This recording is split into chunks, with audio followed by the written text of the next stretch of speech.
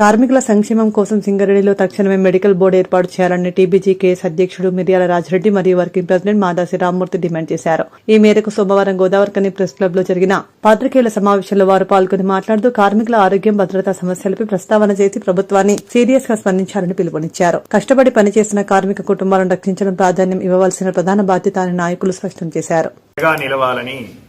తెలంగాణ బొగ్గని కార్మిక సంఘం డిమాండ్ చేస్తా ఉన్నది. బొగ్గు పరిశ్రమలో భారత్ ఎంత కష్టతరమైనటువంటి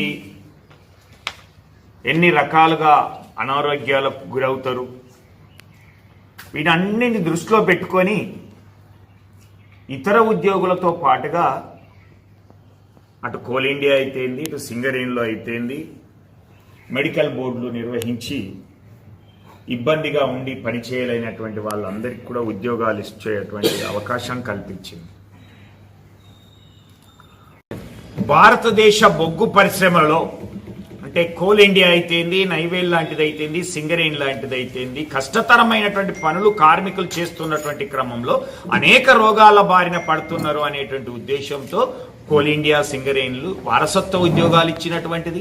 ఆ తర్వాత మెడికల్ బోర్డుల నిర్వహణ ద్వారా వాళ్ళని అన్ఫిట్ చేసి ఉద్యోగాలు డిపెండెంట్లకు ఇచ్చినటువంటి ప్రక్రియ.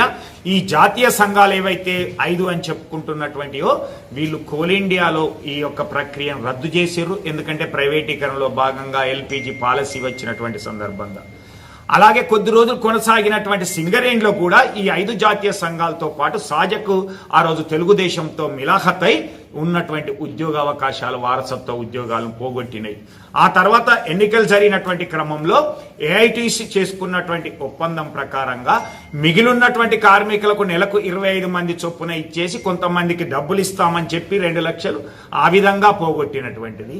ఆ తర్వాత శాశ్వతంగా రద్దు చేసినటువంటి ప్రక్రియ మనం చూసాం. ఆ తర్వాత తెలంగాణ వచ్చిన తర్వాత మిగిలిపోయినటువంటి 3200 మందికి ఒకే సంవత్సరంలో 2014 మందికి ఉద్యోగాలు ఇవ్వడంతో పాటుగా 2018లో మెడికల్ బోర్డు ప్రక్రియను ఏర్పాటు చేసి వందలాది మెడికల్ బోర్డులు నిర్వహించి ఒక్కొక్క బోర్డులో 150-180 మందిని అన్ఫిట్ చేసి దాదాపుగా 15,000 మంది డిపెండెంట్లకు ఉద్యోగాలు ఇచ్చింది కేసీఆర్ గారి ప్రభుత్వం తెలంగాణ వచ్చిన తర్వాత. అలాంటి దానికి ఈరోజు కాంగ్రెస్ ప్రభుత్వం వచ్చిన తర్వాత ఈ 2 సంవత్సరాల కాలంలో 5-6 మెడికల్ బోర్డు మాత్రమే పెట్టి జూలైలో ఎవరైతే హయ్యర్ సెంటర్కి పోయినటువంటి వాళ్లకు 54 మందికి నిర్వహించి 5 మాత్రమే అన్ఫిట్ చేసి అన్యాయం చేసింది. ఆ తర్వాత నవంబర్లో జరిగినటువంటి మెడికల్ బోర్డులో 229 మంది అడ్వైజరీ మెడికల్ బోర్డు